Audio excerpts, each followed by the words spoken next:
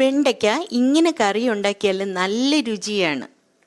ചോറിൻ്റെ കൂടെ മാത്രമല്ല, ദോശ, ഇഡ്ഡലി, ചപ്പാത്തി അങ്ങനെ എല്ലാത്തിൻ്റെ കൂടെയും ഇത് കഴിക്കാം. 1 സ്പൂൺ വെളിച്ചെണ്ണ ചൂടാക്കി കടുകും 1/4 സ്പൂൺ ഉലുവയും പൊട്ടിച്ച് കറിവേപ്പിലയും ചേർത്ത ശേഷം 1 കപ്പ് സവാള ചോപ്പ് ചെയ്തതും 15 വെളുത്തുള്ളിയും ചേർക്കാം. ഉപ്പ് ചേർത്ത് വഴറ്റാം. 1 ടൊമാറ്റോ കൂടെ ചേർത്ത് എണ്ണ തെളിഞ്ഞതിന് ശേഷം 200 ഗ്രാം വെണ്ടയ്ക്ക ഇഷ്ടമുള്ള ഷേപ്പിൽ മുറിച്ച് ചേർത്ത് മിക്സ് ചെയ്യാം.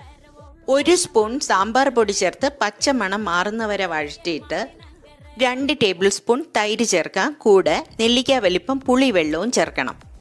ഇതിൽ വെണ്ടയ്ക്ക കുക്കാവും. ഇനി 1/2 കപ്പ് തേങ്ങ, 1/4 സ്പൂൺ മഞ്ഞൾപ്പൊടി, 1/2 സ്പൂൺ ജീരകം, 1/4 സ്പൂൺ കുരുമുളക്, 1 സ്പൂൺ മല്ലി, 15 കൊച്ചുള്ളി, ഇതാണ് കറിയുടെ ടേസ്റ്റ് മേക്കർ. പിന്നെ 6 മുളകും ചേർത്ത് അരച്ച് ചേർത്ത് തിളപ്പിക്കാം.